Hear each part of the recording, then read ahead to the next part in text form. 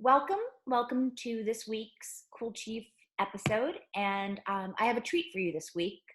I'm big on women, as everyone knows. The whole concept behind Kuel Life is middle-aged women, midlife women, but there's an exception to every rule. And today, as you can see on the screen, we have an exception. Welcome, Nobby.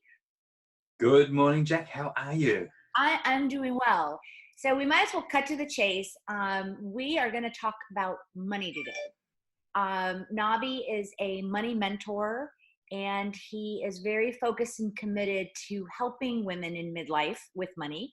I'll let him speak to that a little bit in a few seconds. But first, in case you don't know who I am and you haven't had the opportunity to see any of the other Cool Chief episodes, I'm Jack Perez, and I'm the CEO and founder of Kuel Life. And that is spelled all cattywampus with a K, so it's Kuellife. And Kuel Life is an online community and curated shopping experience for women in midlife. So my whole premise is to empower and enable women-owned businesses by offering them a platform, a unified platform where we can go and shop small out of the comfort of our own homes, and not only get a beautifully curated, well-crafted, handmade, unique item, but feel good when you're doing it, because you are by definition empowering a woman-owned business. So if you haven't checked it out, check it out. And that is, again, spelled with a K, Kuel, and shop. So before we dive into the meat of today, which is talking about money and women and better money management for women, Nobby, would you care to make, an introduction, a quick introduction, and kind of tell us how you got to where you are and what made you decide to pursue helping us ladies in midlife with money management? Absolutely, Jackie. So I used to be a financial planner for about 20 odd years, and the industry kept changing and the rules kept changing, and it just became more and more difficult for me to be able to speak in pure, simple English terms to people about how to manage money. And so I thought, well, the fun's gone out of it and I'm leaving. But after a couple of years away, I got bored, and I decided I wanted to come back in to helping people. And the thing that kept coming to my mind the whole time was, whenever I used to work with women, they would say to me, I don't want to know about financial planning, insurance, or investment advice. I just want to know, how do I manage my daily money? Because like most people, the cost of living kept going up, but the incomes didn't. And when you're raising a family and you've got one small child or two small children, it just becomes harder and harder. So it was a matter of, what do I do? How do I manage this? So I'd give them my tips, and it was just more and more difficult for them. So that was basically how it came about. And those women were, I found, housewives, but eventually they would also become divorced. A lot of the people that I was talking to later on were 43 to 47, couple of teenage children, looking back on their past life about, where's everything gone from the past? I've got nothing to show for it. And I've only got a few years left until my retirement. So what am I going to do? So I developed a software program that shows them how to manage money.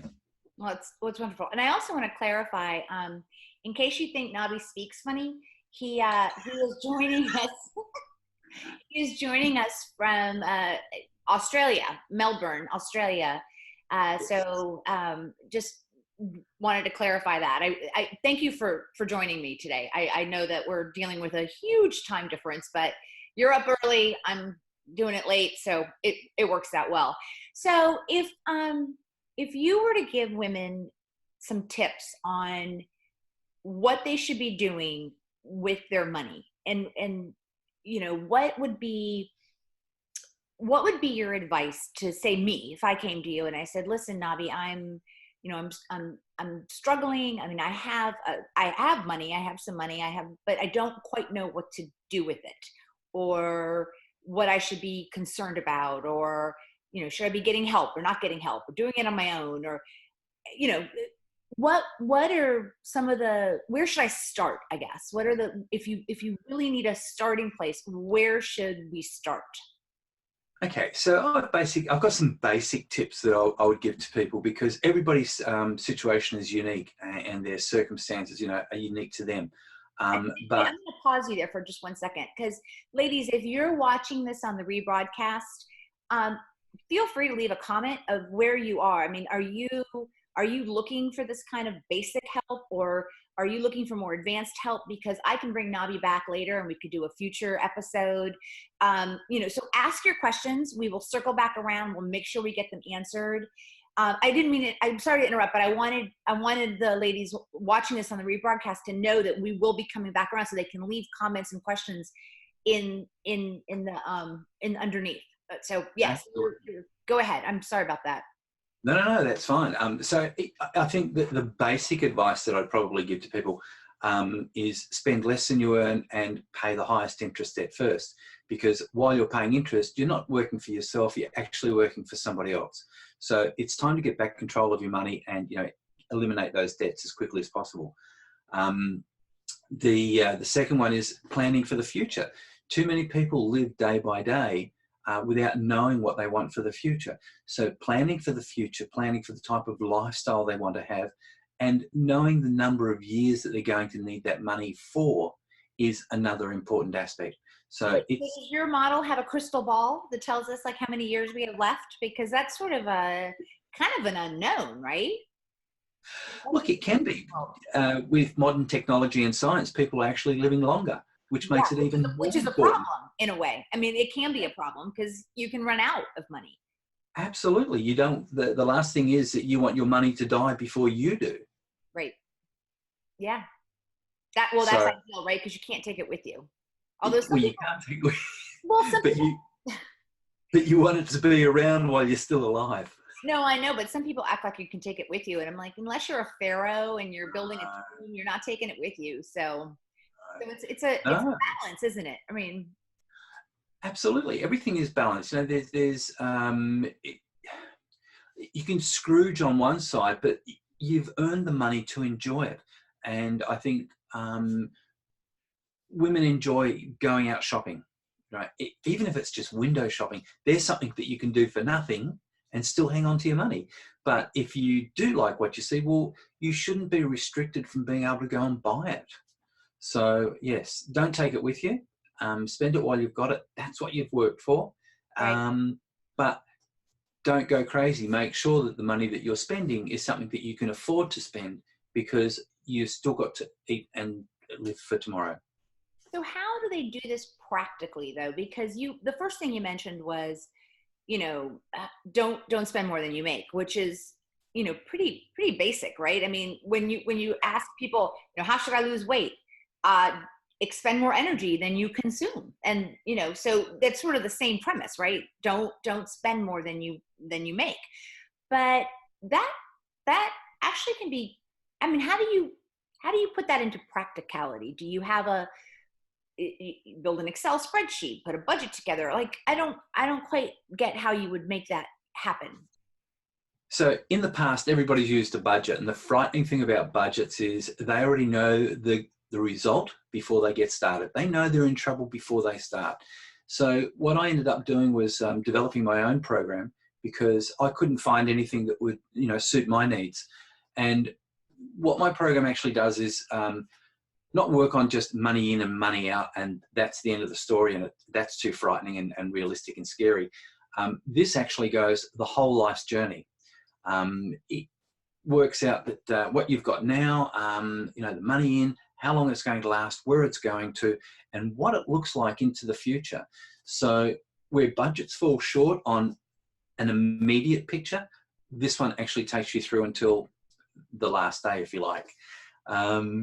But at least then you're going to know exactly what you've got, how much money you're going to need to live, because a lot of people say, if I retire, how much money do I need to live on? And this has already got that worked out based on your current lifestyle. So is this, when you say a program, I just want to make sure that we're not culturally, linguistically speaking about different things.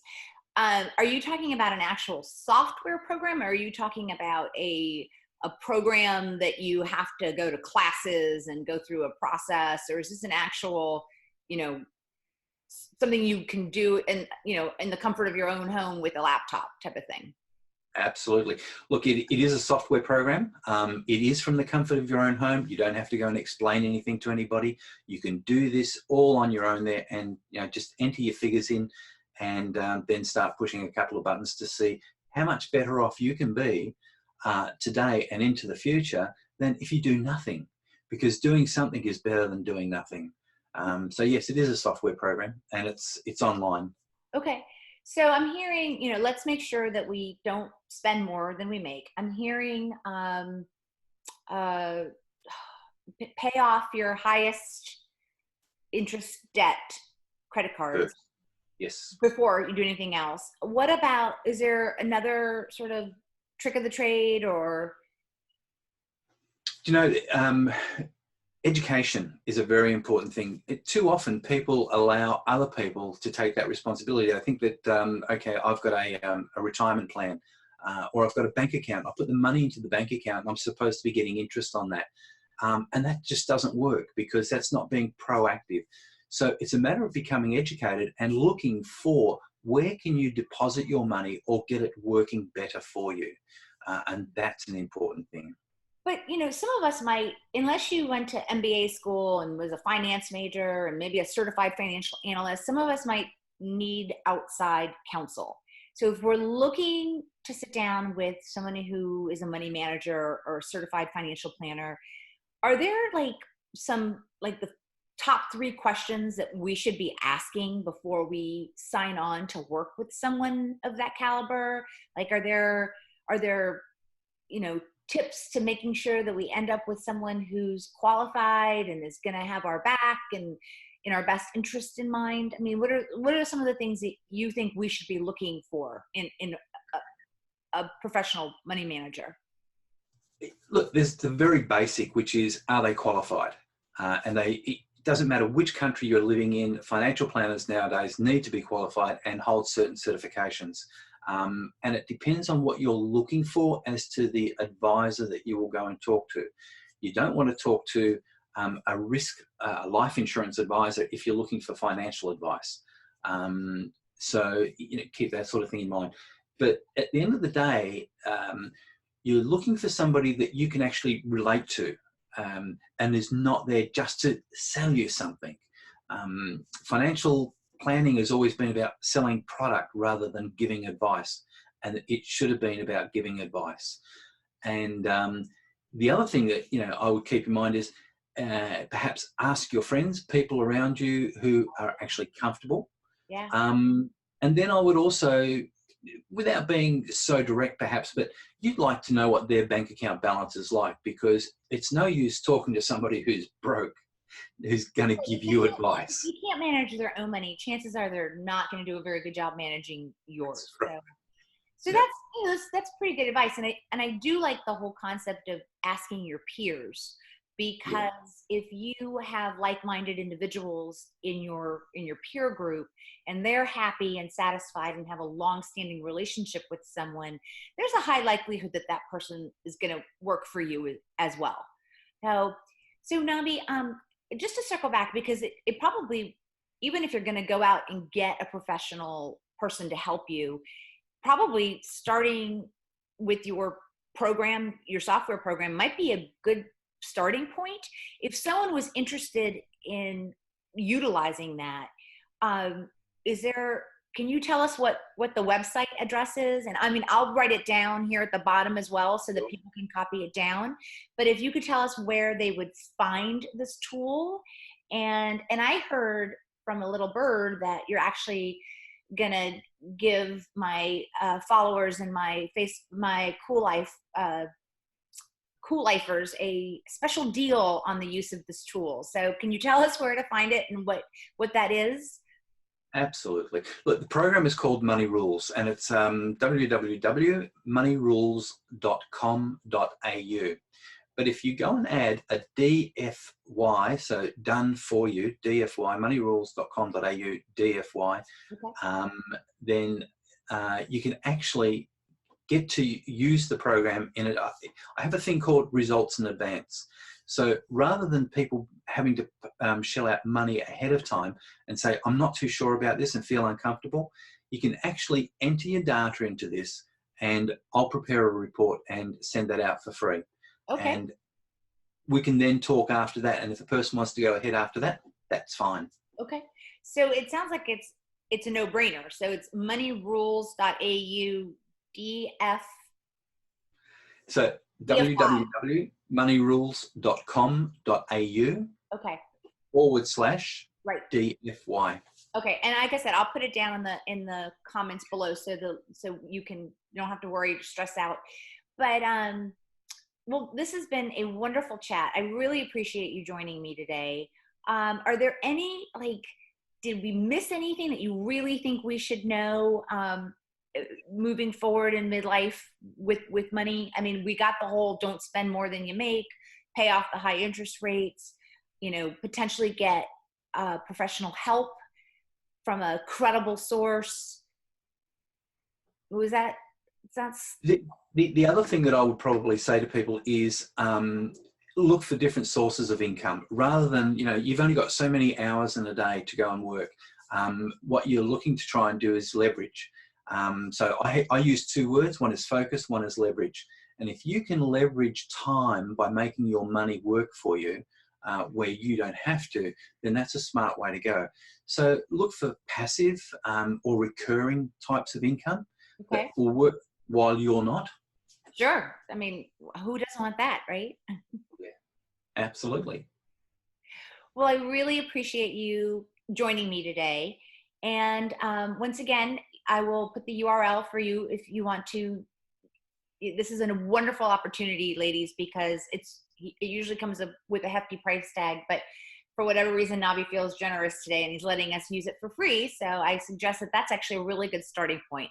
And then you can do with it what you want, right? You can either approach Nobby or you can go to your local money manager or whatnot.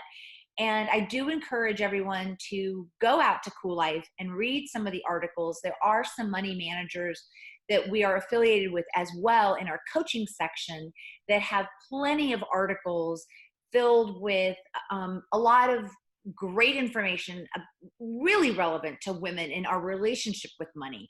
So that wouldn't hurt either, just to go out there and know that you're not alone if you are fearful of managing money or you're worried about it. And, more information is better, right? And so there's on Kuel Life, the content is all ad-free and anyone can access it. And so all you have to do is go to the coaching section or go to the money section, type in money in the search criteria, and there's a bunch of articles and blogs written about the topic, and download or get on the site and fill out that the information in the program and just see what comes up. I mean, you might be in better shape than you thought, or you at least have a starting point, right? I mean, ignorance is definitely not bliss in this scenario. Right? I mean, Nobby, thank you so much for joining me. And if you have any other questions that you think you would like to hear from regarding money management and Nobby, please, like I said, put them in the comments. I think I could convince him to come back and do another episode with us. But I've heard, 18, 19 minutes and attention spans are out. So I think we should wrap it up for this evening. Oh, this morning for you, this evening for me.